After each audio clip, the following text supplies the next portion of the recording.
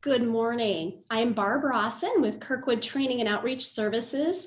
Thank you for joining us today for the webinar on Leading Change by Abbie Schneider and to help us kick off the 2017-2018 Business Partners Series.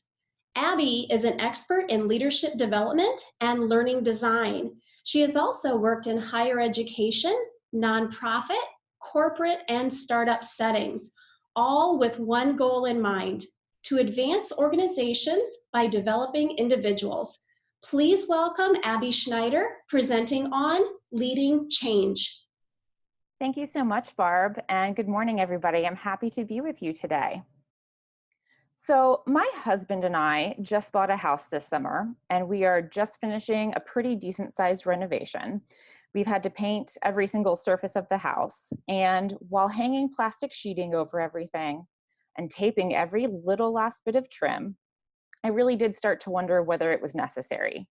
I mean, do we really need to tape every single edge? Couldn't we just be careful? And then inevitably, I would come to a spot, usually above a window, where I'd find remnants of every single color the previous owners had used because they were sitting there on the trim. It was times like that that I would remember why we were going through that effort, and was reminded of a phrase that my grandfather always said when it came to housework, which is that the important work gets buried. You almost never see it. And believe it or not, that idea sort of applies to change management as well. In this session today, we're going to talk about the people side of change. And if there's one thing that you remember today, let it be this: a key factor in how effective a change will be is how much intentional effort you put in behind the scenes. Now, notice two things I said there. I said a key factor, not the key factor. Unfortunately, there are no silver bullets when it comes to change management. And notice also that I said effort, not work. It doesn't always require a lot of time to be intentional in the way that we interact with others. So we're going to keep that in mind as we go through this morning. We've got 20 minutes today. You may be surprised to learn that we won't be able to solve all of the world's change problems in that time. But what we are going to do is talk about the psychology of change and what it means to take a strengths-based approach to change with your people. And we will have time for Q&A at the end. So let's talk about this question. Why does the people side of change matter? It's because change happens at the individual level. So in order for a group or an organization to change, all of the individuals within that group must change. So think about if there's an initiative you put into place that's going to require individual people to do something differently. Let's say you have a process change and there are 250 people who interact with that process upstream and 250 people who interact with that process downstream. That means 500 people are going to need to change something about how they do their work every day. 500 people will have to change a behavior that they've been doing daily. And so let's talk a little bit about the psychology behind that type of behavioral change. And we're going to personalize this a little bit. So I'd like for you to think about a time where you went to change something in your life. And this is a change that you initiated.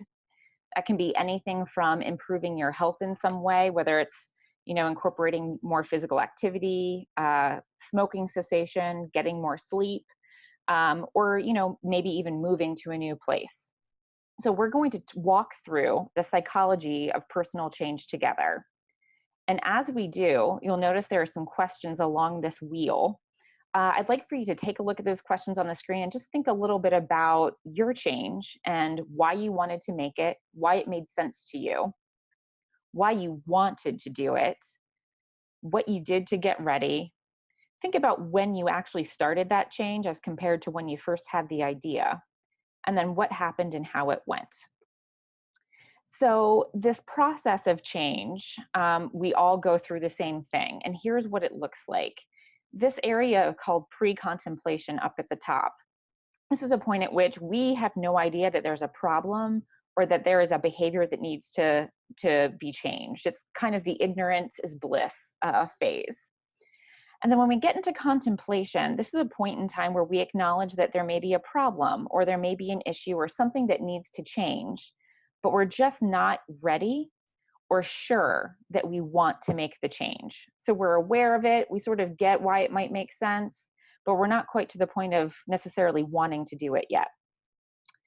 From there, we move into this preparation or determination phase. We get to the point where, yeah, we think we do want to do this. Again, we're not quite ready. So we start getting ready. And we take steps to prepare us for making that shift. And then obviously, maybe you get to the point where you make that change. We get into a maintenance mode where we're actively maintaining that behavior change. And in a lot of cases, we have relapse where we return to that older behavior and we abandon the change that we've made. So that was a pretty clinical understanding of what happens. I'm going to highlight what this looks like in a real change by sharing a story of my relationship with cable. So it was a Sunday afternoon in the winter of 2010. I had been mindlessly watching TV, flipping through channels as we sometimes do. And I went past the E network and paused on the Kardashians and then kept going because I had seen the episode. And that's when it hit me, holy cow, I had inadvertently been keeping up with the Kardashians. Now, I have no problem with escapist television, but what was clear for me in that moment was that I had been giving my time over to something that I didn't particularly enjoy, and it wasn't adding anything to my life. I was just watching it because it was there. And so for me, I thought, that's an indicator of something. Maybe I should cut the cable. And so that was where I went from pre-contemplation into contemplation. I had this thought, this realization that there was something here I wasn't quite comfortable with, and maybe my solution was to stop having cable. But I didn't do it immediately. Instead, I thought about it. And I thought about it for a few months. And I thought about what I would spend my time on if I wasn't just sitting in front of the television. Now, I loved reading and I'd gotten out of the habit. So I thought, to occupy my new time, I'm going to go get a library card so that I can have access to free books all the time. And so I got my library card and I still didn't cut the cord to the cable for quite a little while. It wasn't until that summer when I moved to a new city that I decided that would be the time. I would go ahead and I'd connect internet, just not cable. And I did it. And I didn't even have a television for the first couple of months.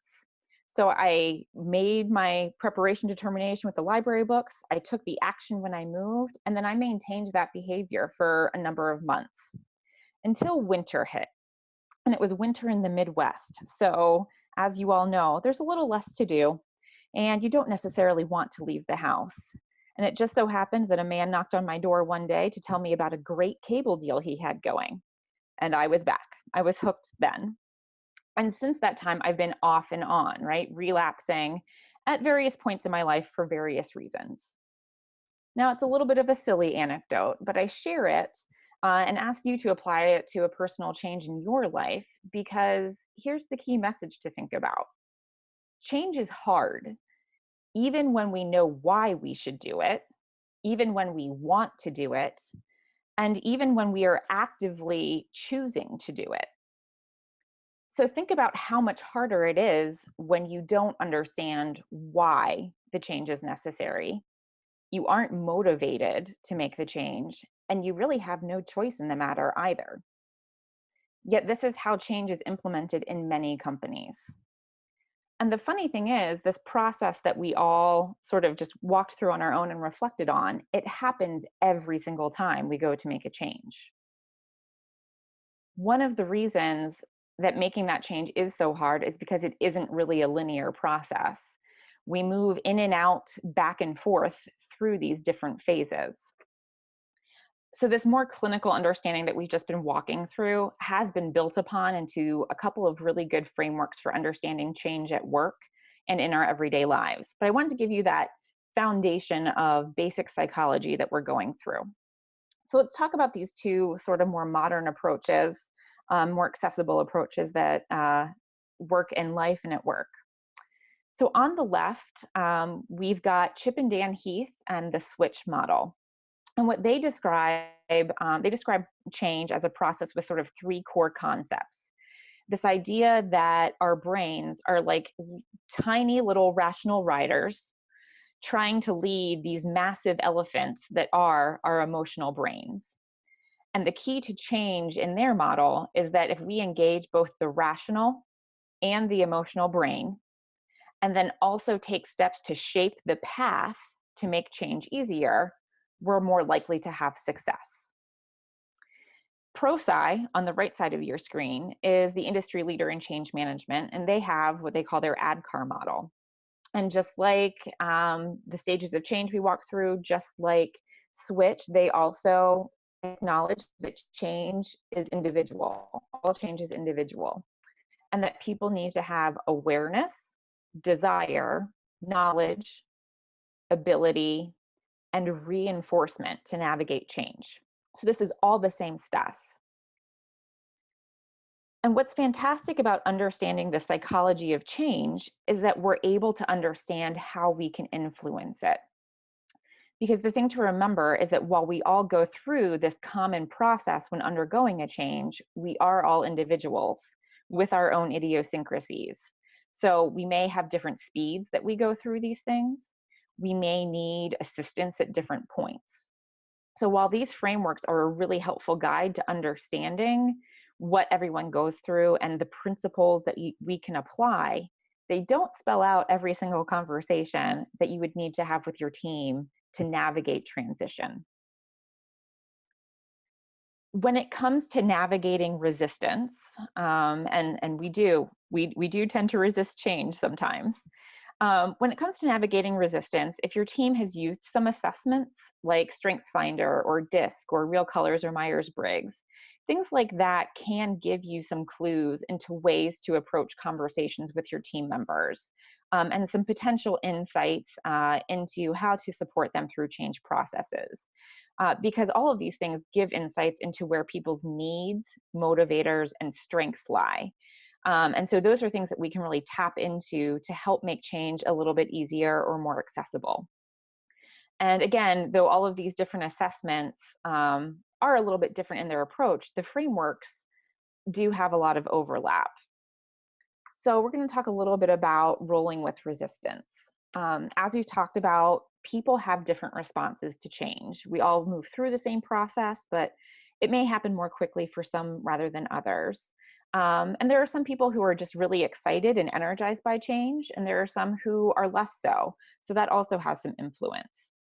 And we also might get stuck in a particular place before we move forward. So what we need to acknowledge about resistance is that it is a natural part of the change process. And what we can do is to roll with it and then help reframe it.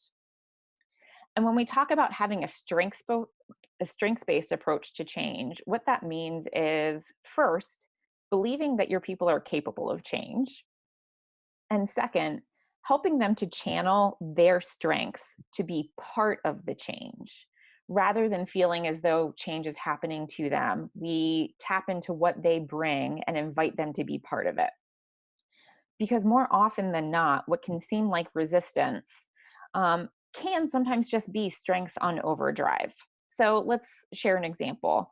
Let's say you've got someone on your team whose strengths lie in sort of strategic thinking. They're logical problem solvers, and these are folks who either find everything that could go wrong in a process and work to fix it, or they're always thinking ahead and thinking through what's going to need to be in place for whatever it is we want to have happen to happen. So we've got these strategic folks who they are great at solving problems. And the challenge that they often bring to a change process is that they find all of the problems. And they bring up the questions that haven't been answered yet. And they want to understand, how are we going to solve this? Or what about that? And that can feel like a lot of resistance to change. When we think about the fact, though, that this is a strength that we often rely on these people for, rather than saying, we'll figure it out or don't worry about it, folks aren't wired that way if this is their strength. So rather than taking that approach, if we listen to their concerns, validate the feelings behind it, acknowledge the truth that does exist perhaps in what they have found, or answer questions that they've raised, we can then invite them to be part of the solution. So they say, I'm really worried about this problem. I can't understand how this change to process, it's going to create this different problem. And we can say, rather than don't worry about it, or that's not your job, or that's not something you need to think about, say, it sounds like this is something that you are really concerned about, and it seems like something we should explore a little bit. Why don't you put a little bit of time into thinking through how we can move forward with this change and mitigate that problem? And in that way, we've invited them to use what they are good at, use what they are best at to be part of the change process. And so this works too for your folks who are more relational, the people, who maybe are worried about how folks are being impacted. We can invite them to, report back and tell us what they hear behind the scenes that might help us be able to make the change a little bit easier. Our folks who are our go-getters and our executors and love to just get things done, maybe raising questions and concerns about the impact on productivity. They're so accustomed to doing their things their way. They know how to work fast and be really effective, and a change is going to impact their ability to do that. So how do we invite them in and say, what, this is a new challenge. How could you rearrange the priorities to account for this new process? And let's talk through what the impact is going to be to speed. And for our influencers, the folks that everybody listens to, those are a group of folks that we want to try to bring them in early. We know that they have a gift of being able to rally people. And if we've got a change initiative, we want them to be able to rally them in a way that is supportive and proactive in helping us move forward. So bringing them in early and letting them know that we value, that strength that they bring, and hope they'll help us in navigating it. These are just some ways that you can sort of tap into the strengths that people bring. And the key piece here is, regardless of what their strengths are, again, if we start from this place of listening to their concerns, validating their feelings, acknowledging their challenges and helping them walk through them, and then inviting them to be part of the solution, we have the opportunity to get them engaged with the change, rather than feeling like it's something they need to fight. So now these are conversations that often happen in hallways. They might happen after meetings. They might happen in your one-on-ones. They may not always be part of the formal change plan. But the effort that you invest here behind the scenes to engage your people with the change is what's going to go a long way. You've got to be sort of tuned in with where they are and be paying attention to how, through your informal and formal interactions, you can truly engage them in the process. So when we first started this morning, I told you if there's one thing to remember from today, it's this. A key factor in how effective a change will be is how much intentional effort you put in behind the scenes. Because at the end of the day, right, change happens at the individual level. And how quickly it goes and how effective it is going to depend on how well you communicate with, listen to, and engage your team members in a way that is meaningful to them. So that is all we have time for today. And if you were wishing that we had spent more time talking about how we actually roll with resistance and digging into how to really work with your people, that is going to be the primary goal of our full half-day session in January. We won't be talking in the abstract concepts either. Everyone who attends will have the opportunity to do a full analysis of their team with a current or previous change in mind, and we'll develop and practice real strategies to implement those concepts into your daily work. But in the meantime, if you want to explore these concepts a little bit more, I would highly recommend looking into the Switch Framework by Chip and Dan Heath. They've got a book, yes, but if you just Google their names or the title, you will get some great videos and articles as well. And you can also explore ADKAR. They do have a free ebook download on their website as well. So some great free resources to sort of begin diving into these concepts a little bit more. All right, so this is Barb with Kirkwood Training and Outreach Services again. If you would like to hear Abbie's full presentation, we invite you to join the Business Partners Consortium, where you buy a season pass, which includes 9 different training sessions ranging from the future of leadership, time management, succession planning, igniting passion on your team, and moving from buddy to boss, just to name a few. Your season pass may be filled with a different staff member based on the content of each individual training session. To join the Business Partners Consortium, the phone number and the web address are both listed above. So we invite you to check that out and give our office a call if you have any additional questions. So thank you for joining us today, and now we'll go back to Abbie for some Q&A.